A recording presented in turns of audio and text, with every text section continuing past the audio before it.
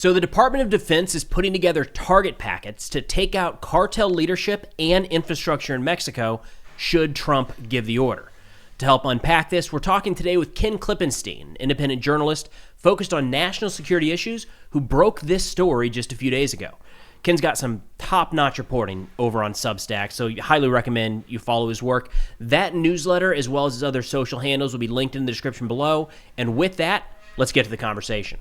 All right, Ken, thank you so much for taking the time, sir. We just had an article published on Substack that I think got a lot of attention. It caught my eye, where right at the title, "Military Preparing Attacks on Mexican Cartels." For real? We're doing that?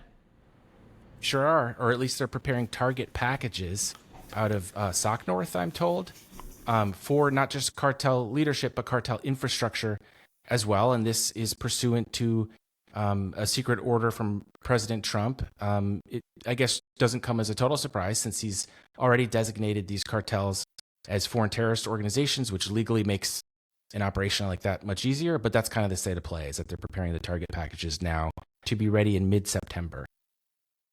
So there's a lot to unpack there. There's a lot. Wow. To start, can you parse this out a little bit? Because the Pentagon plans and the military plans, and we've heard this before where, historically we've had invasion plans for Canada and things, close allies of ours. So how is this different than what you might consider normal planning from the Pentagon? Yeah, no, that's a smart thing to point out, which is that the Pentagon is a planning institution and they create contingencies. That's what they do. And so people shouldn't take the mere fact that they have plans to mean that they're going to follow through with them, because as somebody who works closely with Trump on the military side and has for a number of years now, told me, anyone who says they know what Trump is going to do is lying, including even Trump, because as he describes to me, a lot of his decision making is stuff that is fluid. He changes his mind, and it's hard to tell. Not just Trump. I'm not saying that he's any more like this than anyone else, but that any decision maker has to decide things based on the facts on the ground at the time. Perhaps in this case, it relates to U.S. relations with Mexico. So I don't want to give the impression that this is going to happen, and I know that with certainty. But what it shows is that the SOC North, the Special Operations Command under NORTHCOM, has changed its plan. So to give you a sense of the delta, what's changing here, which can give you a sense of what's going to happen, is this follows also an uptick, an increase in the intelligence, surveillance, and reconnaissance missions going on with respect to the CIA drone program, which again had been going on during the Biden administration, didn't start during Trump, but what we're seeing is an uptick. And as was described to me by the three military sources that I cite in the story, is that yes, we have planning with regards to these things, but we're being made to update all of this. And the question is, what is propelling that update? And the opinion of the folks in the military that I talk to is that there is a very real possibility, and Trump needs to be ready with a menu of options should he decide to go ahead and do what he has threatened to on the record, saying, he was asked a few months ago, would you send special operations into Mexico? And he said, he said something like, wouldn't surprise me. There have been stranger things.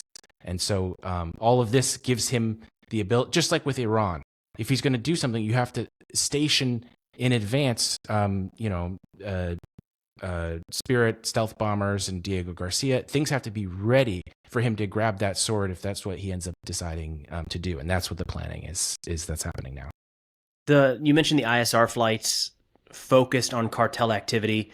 Do you know, inside of U.S. airspace is one thing. Do you know if historically or currently those are flying in Mexican airspace? Has that been a thing? Oh, definitely. Yeah. Oh, really? Sure. Okay. Yeah, and there's a lot of special operations stuff that happens in Mexico with the cooperation of the Mexican government, and that those agreements are made behind the scenes, whereas in public they're under a lot of pressure just because culturally within Mexico, obviously nationalism is very strong. The idea that we are not necessarily enemies with the United States, but like independent of them, and we're not their backyard that they're going to go stomping around in. Because of that public pressure within Mexico, policymakers and political leaders will sometimes say something different to the public than what they are saying to their liaisons in the military or even an elected government. So there's a whole game that's happening behind the scenes of what can we get the Mexicans to agree with? And if they won't agree with it, as I was told, will we go ahead and do it unilaterally? And as I understand it, that's something that's also being actively considered. Like, that's not ruled out. It's not just because the Mexicans won't let us do it, we won't do it, because Trump is somebody who's willing to incur more of a political cost. I mean, we've seen this. I mentioned the Iran strike earlier, the stepping up of the attacks on the Houthis. He has more of a risk appetite than perhaps his predecessor did, and because of that, he's willing to consider more options, and that's why they're thinking about maybe going this unilaterally. I want to parse out that thing you said about some behind the scenes agreements, because maybe I'm splitting hairs here, but I think it's important to differentiate between, say, CIA and DEA operations, maybe partnering with Mexico, but then actual DOD. You're saying, when you say special operations, I think DOD immediately. Is that what you were referencing? So the distinction here is between Title 10 and Title 50. When you see the Mexican president, Claudia Steinbaum, go on television and say, there will be no invasion, what that doesn't preclude is Title 50 intelligence operations, which are not considered conventional military, and therefore can be said to be, at least legally, not an invasion. And she hasn't commented on that. This distinction is lost. I'm sure you understand this, and a lot of your viewers do. But, ordinary people don't necessarily know about these things. That's how, for instance, they can say in Ukraine, we have no boots on the ground. When, of course, we have special operations in country, I think, as we should, helping to with the provision of weapons and training, things like that. Those are technically not boots on the ground because they're under a Title 50 intelligence authority and placed under often a CIA task force, similar to what they put SEAL Team 6 that when they took out bin Laden in the bin Laden attack. And that's kind of a parallel example, come to think of it. The Pakistan instance, you go into a country that we have friendly relationships with in some sense, but they have enormous political constraints domestically. And to the extent that I can see why Trump is considering this, it's that it is a country where they are host to powerful cartels that they are unable to clearly stop.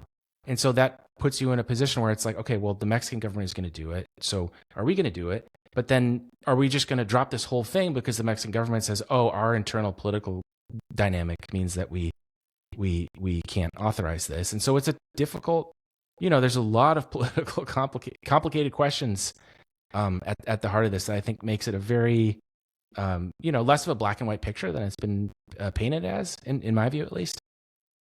I think the Pakistan example is really good because there was countless violations of their sovereignty via the drone strikes throughout the border region for a decade plus at that point. But the violation of their airspace and putting boots on the ground was quickly brushed aside because we got bin Laden, right? That might not have been okay if it was some low-level Al-Qaeda operative. And I wonder if the same idea is kind of carrying forward with Mexico, where like just going after some factory, no, but who's really going to argue if we take out some senior cartel official? Is that what you think you're leaning towards? And another difference here is that bin Laden would have had some degree of local political popularity. And so this is where the comparison between the cartels and some of these Islamist groups breaks down, which is that the cartels don't have a domestic constituency beyond just the economic system that the cartel trade represents. I'm sure that people of Mexico hate these guys and resent having to, see people murdered and all the problems that the cartels bring. And they don't have a socio-political or religious valence, say, that maybe someone like bin Laden or Soleimani would. So in that sense, there's probably less risk. But in some other respects, there are similarities, which is, what are going to be the knock-on effects of this? What kind of nationalism will this stoke within Mexico? So again, it's a complicated question that bears resemblance to some of these previous operations, but is also different in a number of ways. And I think you did a good job in your reporting of kind of setting expectations. And you did it again as soon as we started here. Hey, this doesn't automatically mean that something's going to happen. It's just a bit of a change in how things have been in the past. To that end, you also mentioned that this does not mean boots on the ground, and it probably, and I think this was just you inferring from statements made by others, it would probably be drones overhead. Is that probably the first step you would imagine here? Yeah, the people I spoke to in military said it would be drone strikes, and some chance of special operations activity. I mean, they could do a snatch and grab where they just arrest the guy and then render him back to the United States. Again, there's going to be a menu of options presented to Trump, and that's where this planning becomes necessary. Planning doesn't mean it will happen, but you have to ask the question: why do they need to update plans? Because they undoubtedly already had some kind of plans in place. But in fact, I know that they did. The question is, what is the update? And then once the president is presented with those plans, which one of the options on that menu is he going to end up choosing? And there's a whole range. I mean, people, to the extent that I've seen commentators say, we're going in, this is not going to look like Iraq. There's not going to be an invasion. There's not going to be an occupation with conventional forces and bases. That's not how it would work. This would be an in and out, discrete operation. Again, similar in some ways to the Iran strike, a very quick thing. Where if only because the president won't want to have political exposure to all of the problems, an insurgency developing, that kind of thing, that crop up with a more conventional approach. It'll be surgical.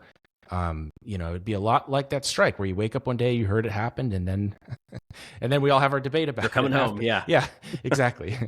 So is the reason, one of the reasons that this maybe targeting has been updated, does that have to do with the designation of some of these cartels as foreign terrorist organizations? Yeah. My understanding is that they're also working under an interim national defense strategy, which interestingly hasn't been made public. Typically, administrations make the national defense strategy public, or at least they provide an unclassified version of it that the public can sort of pick through. The Trump administration has not done that. But what I'm told is that interim national defense strategy is extremely focused on cartels, specifically Mexican cartels, which it portrays as not just a threat in the hypothetical sense, but an active invasion in the United States. And Trump himself has used language like this, so it's not particularly surprising. But that plus the terror designation opens up all kinds of legal options that, contrary to a lot of the commentary on this, would probably make it legal to be able to do something like this, because you're doing it in a preemptive. The idea is you're responding to someone who's already attacking you. It's not the argument would be that we're not the aggressor because they've already moved, all of this fentanyl in country, all crime, et cetera, et cetera. So that's kind of as I understand it, the legal framework that they're working off of, this interim strategy. And I think the reason people are talking to me about this is because they're frustrated, not with the operation or even that it could be taken out, but they feel as though it's not being debated. There should be, frankly, the people I talk to, they even agree with it in large part, but they feel like it's a little bit unseemly that all of this stuff is just happening behind the scenes. And I think the extent to which they gave me details was to try to give the public a chance to debate this stuff, because people forget this, but there's a lot of people in the military that care very much about the Constitution and about the public's right to know. So just to give you a sense of their motives going into this, and then also the way in which the administration is prosecuting this, because people get so confused by the way in which it's discussed. I mean, all this talk of an invasion and occupation, it's like it's completely aside from what they're actually looking at. It makes it impossible to have a, I think, nuanced discussion of the pros and cons of these different options. We're jaded at this point, man. We're so used to just something happens, we drone strike in Africa. You know what I mean? Like bombers over Iran. We just do it. And I'm coming on 40, and I don't have a time in my adult life where Congress or the president couldn't just carry out military strike whenever and wherever he wanted. So I think it'd be nice to get back to the conversation about that in the debates, but it's crazy how far that's shifted. Everything seems like these, irregular warfare options and just avoiding the thing. And the point of all of that is, to me, in part, obviously they want to avoid all the problems with occupation like I was describing before in a conventional operation. But another big advantage of that is the public is cut out. So maybe a reporter like me can find some of these details. Maybe people that have expertise in defense affairs like you and probably a lot of people watching this can follow along with these things. But ordinary people, they don't know what's going on. And that's, I don't know, it's a shame. It doesn't start with Trump. I'm sure it won't end with him. But yeah, this move towards, post Iraq war, I guess, away from the conventional stuff towards this, I don't know what you call it, kind of postmodern version of warfare. Low intensity conflict is something I usually throw out there. Yeah. Yeah, exactly. It's like a great way to keep it out of the papers in any sort of, clear way that people can think about. And then you just get locked into these endless things that didn't have any sort of discussion. I mean, I remember as a younger person feeling like, wait, when did we do this? I didn't know we were there, or when did we agree to this? You know what I mean? Like, that must be how millions of people feel. So I want to ask some kind of journalistic questions here about your sources and how you go about looking at this stuff. First off, has the DOD said anything? Because you're going off of some sources. Has the DOD publicly said anything about this? I went to Northcom for comment initially, since it was SOC North that's running this whole thing, which is interesting in itself, because U.S. Northern Command is relatively young. It was established after 9/11 in response to 9/11 to try to prevent the next 9/11 type attack. I mean, its focus is supposed to be terrorism. And I'll get into that in a moment, but it's an interesting identity crisis, because with the drawdown of the GWAT, Global War on Terror, they're kind of in search of a mission, and conceptualizing cartels as terrorism, that can give them a new mission. So that's a sort of interesting point about the structure. But to your question, initially Northcom did not respond, but after the article went up, and I don't know, maybe it was because it traveled so much, a couple of reporters from, I think it was Newsweek, and I know the Daily Mail, queried DOD, and the chief spokesperson for DOD, Sean Parnell, put out a statement that, to his credit, was like unusually blunt. I don't know that I've ever seen such a blunt statement, where he doesn't speak to the operational specifics, but in broad strokes, he just says, yeah, the military is going to play a central role in, this is close to the quote, I don't remember the exact words, but he says the military will play a very important role in actualizing President Trump's stated goals of, I think he said, eliminating the cartels, which really stood out to me, because I've paid close attention to a lot of public affairs language from DOD, and typically they'll say things like degrade and maybe ultimately destroy, like, these kind of squishy words. We're always ready kind of stuff. Yeah, exactly. Yeah. Or like, yeah, we're closely monitoring the situation, or whatever it may be. In this case, it was eliminate. And I was like, wow, that's a very strong statement.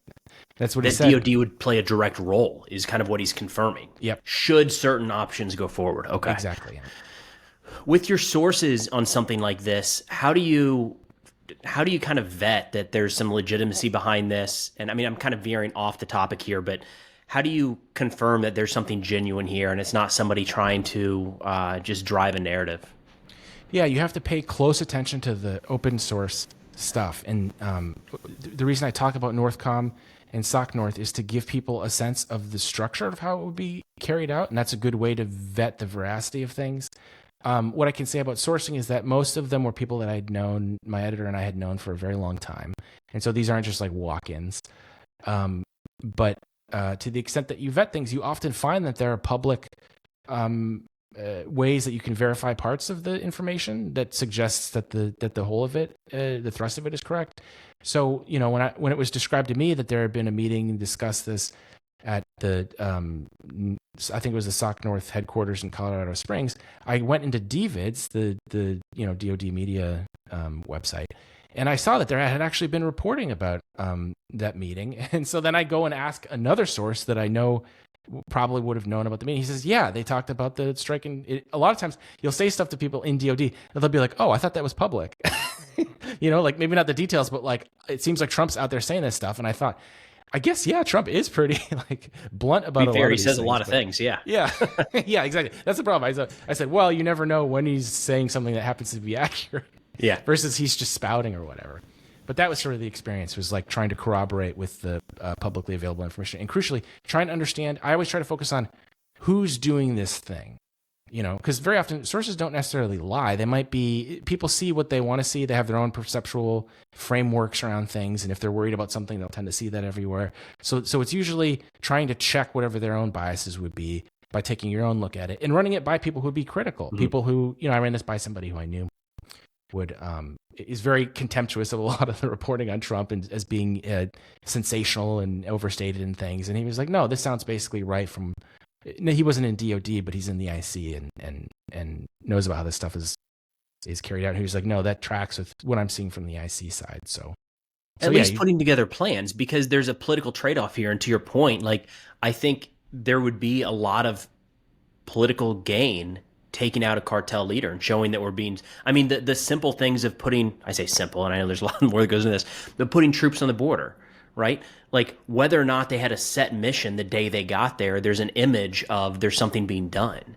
And there's a lot to that. And I feel like the same would be had if a senior cartel official was eliminated by U.S. military. Yeah, you're making a profound point here, because behind all of this, maybe a lot of people don't have opinions on national security, but I don't know any American who doesn't have an opinion on, the fentanyl crisis, or doesn't know somebody or have a friend who has a family member that was affected by it.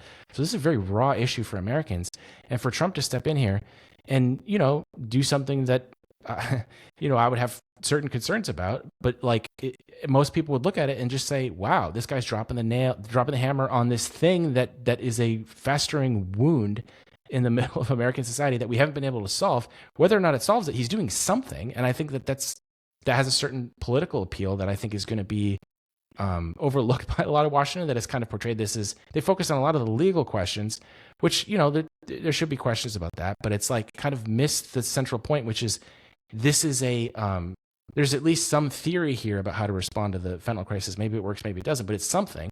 Whereas I don't see any other, I can think of a lot of other solutions to the problem, but I don't hear much discussion of it. Certainly not from people at the level of political power that Trump represents. So I think you're exactly right. I would guess that this would probably be more popular than the news media coverage of it, which would suggest. And we should just for a second pause to reflect on Ken calling something I said profound. Might replay that again. We'll live on Put that in slow for motion. Here. Yeah, that's great. Yeah, it'll be that's how we're going to start the video. Just be flipping to that. We're kind of wrapping up here, Ken. But when you're looking forward, you mentioned the target packet's getting ready for September. Is there some sort of trigger in your mind you're watching or looking out for that may or may not be the go or the wait when it relates to something like this? Well, there's been a lot of speculation that this relates to his negotiations with the Mexican government on not just immigration, but also tariffs. I mean, the speculation seems plausible, but I just don't have insight into the State Department and how that stuff works. I will say that, we have this example of Iran where there was clearly some kind of contingency about them, the Iranians either agreeing to this deal that Trump repeatedly brought up both in private and in public, or if they don't, then you get the weapons. And that's what he said repeatedly. So it could be it seems perfectly plausible to speculate about that, but that's really all I can do because I don't have insight into the diplomatic track. I just know the military side. But again, I'd go back to what my source told me. Nobody knows what Trump is going to do. And very often he doesn't decide until the last minute. And that's not necessarily a bad thing because you want to respond to conditions at the moment. But I think it probably depends on a host of different things. I think that fits then, right? What options are available, and they're just making clear what another one of those options could be. Exactly. It's not Hollywood where he goes, send in the F-16. Like, you've got to have a whole logistical. Yeah, it's a lot of logistics and plan. It's very complicated. And that's what I'm trying to stress when I sketch out the infrastructure that needs to be in place to be able to carry out an operation like this. I like it. Well, it's worth keeping an eye on. Ken, thank you so much for taking the time to walk through all this, man. Where's a good place for people to follow your work? I'm on Substack, and that is kenklippenstein.com. And we'll have that and other links in the description below. Ken, appreciate it, sir. We'll talk soon. Thanks so much. So thank you again so much to Ken for taking the time to kind of walk through that. I think he did a really good job of explaining how this is a really big deal in a lot of ways, but it's also not a fear-mongering. There's definitely going to be some major war south of the border. It's important information, and he referenced it a couple times throughout that talk, but it's important to talk about and make sure that the American public is aware that this type of thing is at the very least being discussed at the highest levels of government. Again, be sure to follow Ken on his Substack, definitely, and then across all social channels, linked in the description below. That's all we got for now. Thanks for watching, and I'll see y'all next time.